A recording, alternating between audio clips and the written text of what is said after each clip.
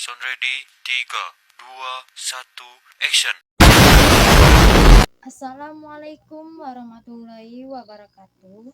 Perkenalkan, nama saya Yuni Asdayanti dengan NIM 0540751406. Saya mahasiswa Universitas Terbuka dari UPBJJ Palembang. Saya prodi manajemen. Baiklah, di sini saya akan memenuhi tugas mata kuliah Pancasila dengan judul Proses Lahirnya Pancasila.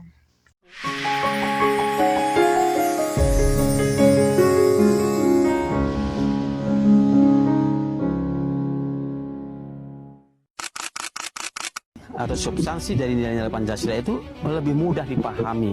Namun di tengah globalisasi, bagaimana Indonesia mampu menjadikan Pancasila sebagai jati diri dan eksistensi Pancasila harus terus dijaga di tengah era globalisasi untuk menghadapi segala potensi ancaman bagi negara melalui implementasi nilai Pancasila dan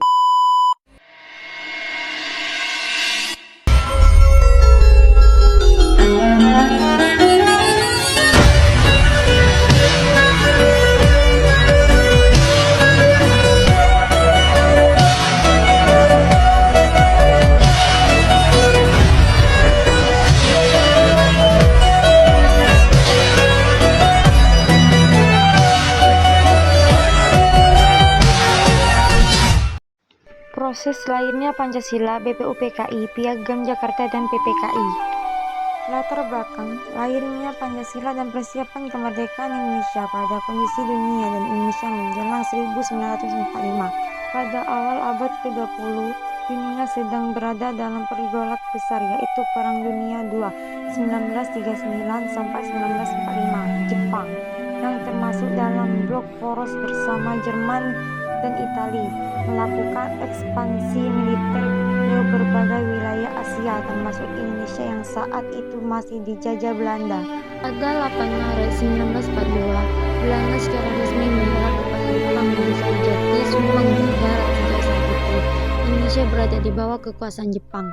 Awalnya rakyat Indonesia menyambut kedatangan Jepang dengan penuh harapan karena Jepang mengusir Belanda yang telah menjajah selama lebih dari 3 abad. Namun harapan itu segera pupus karena Jepang ternyata juga melakukan penindasan kerja paksa, kromusa, dan eksploitasi sumber daya alam. Ketika perang mulai berbalik arah dan Jepang berdesak untuk sekutu setelah kekalahan besar di Laut Pasifik dan jatuhnya kota Saipan serta Filipina, Jepang mulai berusaha menarik simpati bangsa Indonesia. Jepang sadar bahwa mereka membutuhkan dukungan rakyat Indonesia untuk mempertahankan wilayah dari serangan sekutu. Maka Jepang mulai menjanjikan kemerdekaan bagi Indonesia melalui berbagai langkah politik, termasuk membentuk badan-badan perwakilan rakyat Indonesia seperti 1. Jawa Tatakai 1944 sebagai wadah kerjasama rakyat, 2. Jawa Nusa Pusat, dan yang paling penting, Badan Penyelidik Usaha-usaha Persiapan Kemerdekaan Indonesia (BPUPKI) pada tahun 1945.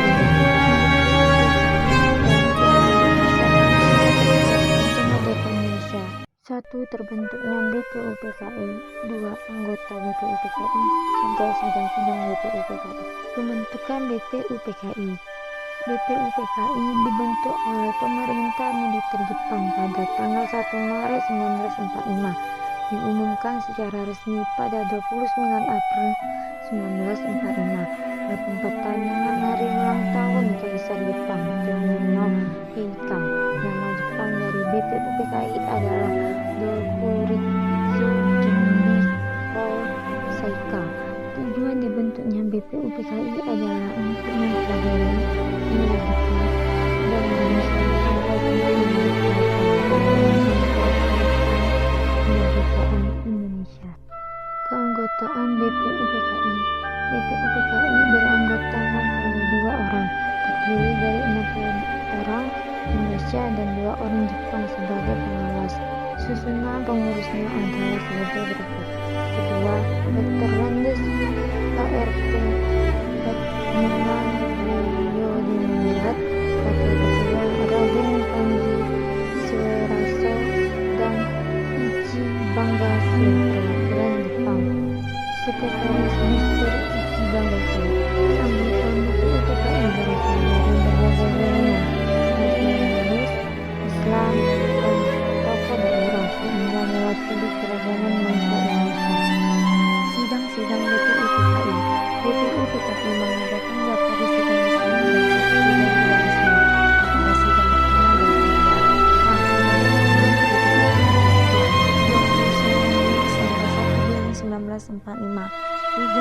sidang ini adalah 12 dasar negara Indonesia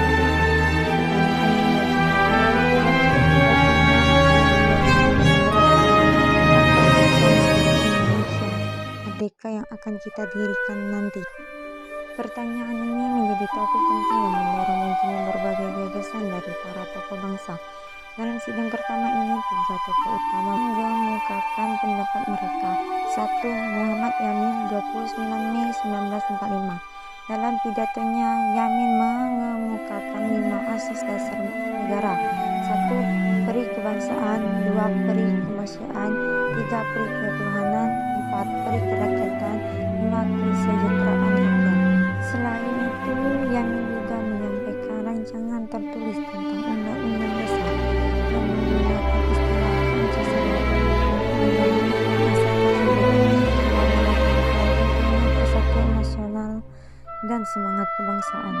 2. Profesor Dr. Rani Suetomo, 31 Mei 1945. Suetomo mengemukakan konsep negara integralistik, yaitu suatu negara yang memandang hubungan antara individu dan negara sebagai satu kesatuan yang utuh, tidak terpisah seperti konsep negara liberal.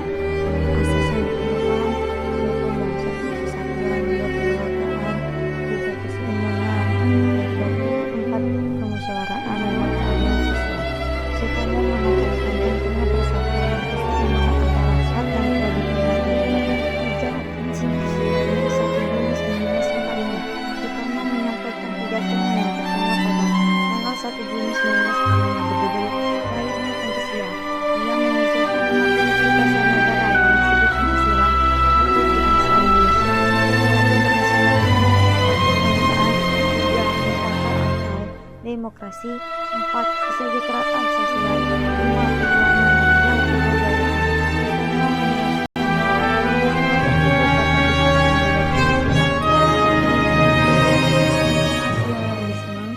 Gabungan kebangsaan dan keprimasyaan.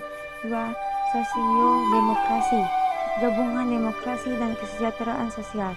3. ketuhanan. Dan lebih lanjut, Trisila dapat diparas lagi menjadi Ekasila, yaitu gotong royong. Pidato ini kemudian diakui sebagai momen lahirnya Pancasila, dan tanggal 1 Juni ditetapkan sebagai hari lahir Pancasila oleh pemerintah Indonesia melalui Kepres Nomor 24 tahun 2016. Sidang tidak resmi antara 2 Juni sampai 9 Juli 1945. Segala sidang pertama dibentuk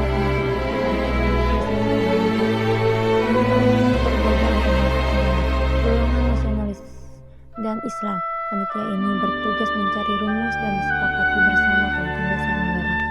Piagam Jakarta 22 Juni 1945. Setelah sidang pertama BPUPKI, muncullah perbedaan pendapat antara golongan nasionalis dan golongan Islam tentang dasar negara, khususnya mengenai hubungan antara agama dan negara. Untuk mengatasi perbedaan itu, dibentuklah Panitia 9 pada tanggal 22 Juni 1945. Panitia ini mewakili 2 golongan besar, nasionalis sekuler dan nasionalis Islam. Hasil Panitia 9 Piagam Jakarta pada 22 Juni 1945, Panitia 9 menghasilkan dokumen bersejarah yang disebut Piagam Jakarta. Isi rumusnya menjadi dasar dari pembukaan Undang-Undang 1945. Rumusan sila-sila dalam Piagam Jakarta: 1. Ketuhanan dengan kewajiban menjalankan syariat Islam bagi pemeluk-pemeluk hidup. 2. Kemanusiaan yang adil dan beradab. 3. Persatuan Indonesia. 4. Kerakyatan yang dipimpin oleh hikmat kebijaksanaan dalam memusyawarahkan perwakilan. 5. Keadilan sosial bagi seluruh rakyat Indonesia. Piagam Jakarta dianggap sebagai kompromi politik antara 2 golongan besar bangsa Indonesia. Namun, setelah kemerdekaan, rumuslah sila pertama mengalami perubahan agar lebih inklusif bagi seluruh pemeluk agama. PPKI, Panitia Persiapan Kemerdekaan Indonesia. Ketua BPUPKI menyelesaikan tugasnya. Pemerintah Jepang mengubarkan BPUPKI pada tanggal 7 Agustus 1945 dan menggantikannya dengan PPKI, Panitia Persiapan Kemerdekaan Indonesia. PPKI diketuai oleh Insinyur Soekarno dengan Dr. Rani Muhatta sebagai wakil ketua. Jumlah anggota awalnya 21 orang, kemudian setelah proklamasi ditambah menjadi 27 orang dengan mempersiapkan di seluruh wilayah Indonesia termasuk dari Maluku, Kalimantan, dan Nusa Tenggara. Tugas PPKI 1. Mempersiapkan pelaksanaan kemerdekaan Indonesia. 2. Menetapkan dasar negara, undang-undang dasar, dan struktur pemerintah. Peristiwa menjelang sidang PPKI. Pada tanggal 6 dan 9 Agustus 1945, Sekutu menjatuhkan bom atom di Hiroshima dan Nagasaki, menyebabkan Jepang menyerah tanpa syarat pada tanggal 15 Agustus 1945. Kekalahan Jepang mempercepat rencana proklamasi kemerdekaan Indonesia.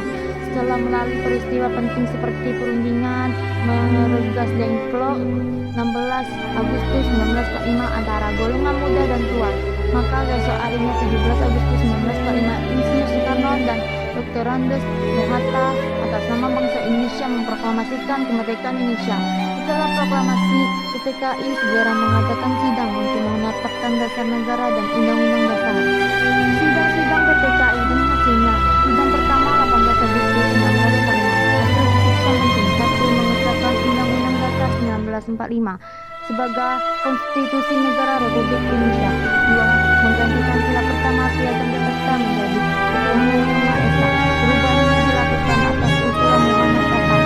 Setelah berdialog dengan tokoh Islam dari Indonesia Timur agar tidak ada kesan bahwa negara Indonesia hanya untuk umat Islam. Langkah ini menunjukkan semangat persatuan dan toleransi. 3. Menetapkan Insinyur Soekarno sebagai Presiden dan Dr. Andes Mohatta sebagai Wakil Presiden. 4. Menetapkan bentuk negara kesatuan dan pemerintah republik. Sidang kedua 19 Agustus 1945. Keputusan sidang. 1. Menetapkan 12 kementerian pemerintah. 2. Menetapkan pembagian wilayah Indonesia menjadi 8 provinsi, yaitu 3. Sumatera, Jawa Barat, Jawa Tengah, Jawa Timur, Sunda Kecil, Maluku, Sulawesi, dan Kalimantan. 4. Menyusun struktur pemerintah dan membentuk lembaga-lembaga kecil. Sidang ketiga 22 Agustus 1945. Keputusan sidang 1. Membentuk Komite Nasional Indonesia Pusat KNIP sebagai lembaga legislatif sementara. 2. Membentuk Partai Nasional Indonesia PNI sebagai wadah perjuangan politik rakyat walaupun kemudian dibatalkan. 3. Membentuk Badan Keamanan Rakyat BKR yang menjadi cikal bakal Tentara Indonesia TNI. Sidang-sidang PPKI menandai selesainya masa persiapan kemerdekaan di mulainya masa pemerintah Republik Indonesia secara resmi. Makna dan arti penting proses lahirnya Pancasila. 1. Pancasila lahir melalui proses musyawarah dan kompromi, bukan paksa. Ini menunjukkan bahwa bangsa Indonesia sejak awal menjunjung tinggi semangat demokrasi dan toleransi. Pancasila merupakan hasil pemikiran para pendiri bangsa yang mewakili seluruh golongan, baik nasionalis maupun religius. 3. Pancasila menjadi dasar negara dan pandangan hidup bangsa Indonesia yang mempersatukan keberagaman suku, agama, ras, dan budaya. 4. Proses lahirnya Pancasila juga menjadi simbol perjuangan intelektual dan moral, di mana para tokoh bangsa memperjuangkan bukan hanya dengan senjata, tetapi juga dengan gagasan besar untuk membentuk negara adil dan makmur. Kesimpulannya, proses lahirnya Pancasila tidak terjadi secara instan, melainkan melalui serangkai sidang, perdebatan, dan kompromi politik antara berbagai kelompok bangsa. Mulai dari pembentukan BPUPKI, merumuskan Piagam Jakarta oleh Panitia 9, hingga mengesahkan Undang-Undang Dasar 1945 oleh PPKI. Semuanya menunjukkan semangat persatuan, kebijaksanaan, dan cinta tanah air yang tinggi. Dengan demikian, Pancasila bukan sekedar dasar negara, melainkan juga jiwa dan kepribadian bangsa Indonesia yang menjadi pedoman dalam kehidupan bangsa dan bernegara saat ini. Nilai-nilai Pancasila yang tercermin dari proses lahirnya Pancasila, BPUPKI, Piagam Jakarta, dan PPKI. Proses lahirnya Pancasila mulai dari pembentukan BPUPKI, merumus Piagam Jakarta, hingga mengesahkan dasar negara oleh PPKI bukan sekedar peristiwa politik, tetapi juga mencerminkan nilai-nilai leluhur Pancasila yang telah hidup dalam jiwa para pendiri bangsa. Nilai-nilai tersebut muncul dalam sikap, cara berpikir, dan keputusan yang diambil selama proses menuju kemerdekaan Indonesia. Pelajaran yang dapat diambil dari proses lahirnya Pancasila dan lembaga-lembaga pendukungnya. 1. Semangat persatuan dan kesatuan.